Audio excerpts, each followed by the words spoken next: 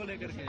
देखिए, मैं आज अभी हमारे करोल बाग से दुष्यंत गौतम जी आज नॉमिनेशन फाइल कर रहे हैं और सबसे पहले गुरु रविदास जी महाराज के चरणों में मैं शीश नवाने के लिए यहाँ पर आया हूँ।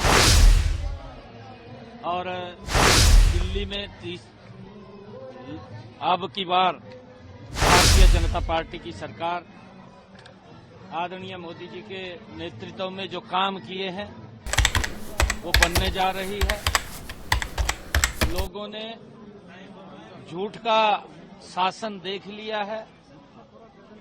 यहाँ के जो मुख्यमंत्री अरविंद केजरीवाल, जिन्होंने यहाँ के लोगों को सजाबाग दिखाए थे और सजाबाग दिखा करके वोट लेते रहे, ईमानदारी के नाम के ऊपर वोट लिया, काम के नाम के ऊपर वोट लिया, परंतु ना तो ईमानदारी केजरीवाल की सबके सामने है और जो कामों के वायदे किए थे वो कामों के वायदे भी जनता के सामने है।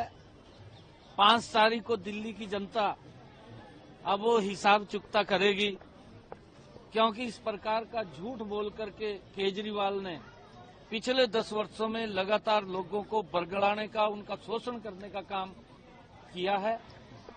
दिल्ली के लोग समझ चुके हैं।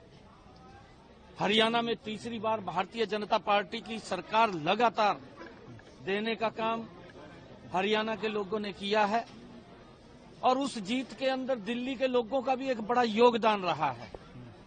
मैं दिल्ली के लोगों का दिल से धन्यवाद करूंगा कि उन्होंने यहां से जाकर के वहां पर भारतीय जनता पार्टी की सरकार बनाने का तीसरी बार काम किया है।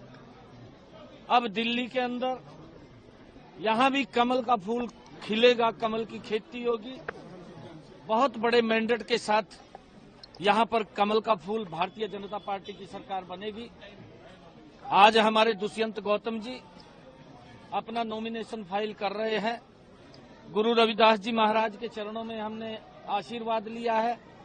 आशीर्वाद लेकर के हम नॉमिनेशन अभी फाइल करेंगे और दिल्ली में भारतीय जनता पार्टी की बड़े मैंडेट के साथ सरकार आएगी, क्योंकि आदरणीय मोदी जी ने जो गरीब हित में काम किए हैं, क्योंकि आयुष्मान कार्ड 5 लाख रुपए का अधिकार, व्यक्ति को अगर कोई बीमार हो जाता है या दिक्कत आ जाती है तो उसको 5 लाख रुपए का 1 साल में पैसा खर्च करने का अधिकार है।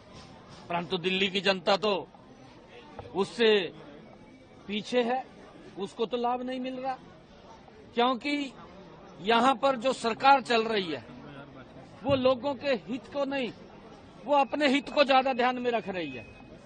गरीब व्यक्ति का कैसे विकास हो उसकी चिंता तो उन्हें सजबाग दिखाया, परंतु विकास अपना कर लिया। जो व्यक्ति ये बोलता था कि मैं तो आम आदमी हूं, उसने आम आदमी का ही शोषण कर दिया सबसे ज्यादा।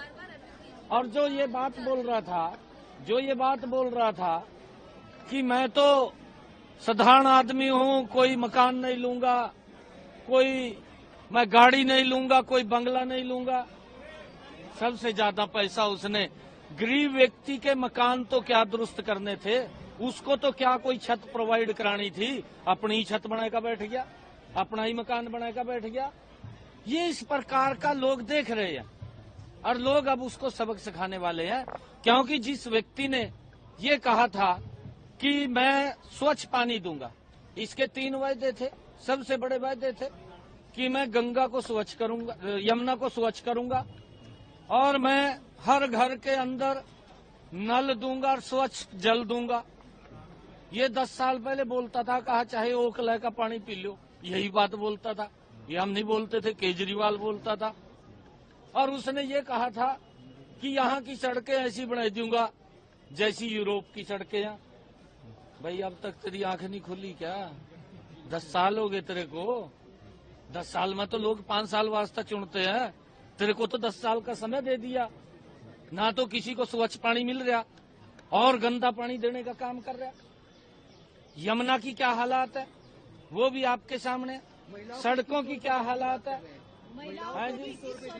इसने पीछे भी वायदे किए थे इसने पीछे भी वायदे किए थे, क्या वो वायदे पूरे कर दिए इसने? वो पूछने की बात अब दिल्ली की जनता पूछ रही है, और दिल्ली की जनता ये भी जानना चाह रही है कि ये झूठ अब लंबा नहीं चलेगा, ये सजबाग लंबे नहीं चलेंगे। अब तो दिल्ली की जनता निर्णय करने वाली है, साफ चुकता करने वाली है। अब इसने तो अपना घर वो शीश महल बना लिया, अब तो शीश महल में बैठाने वाली है।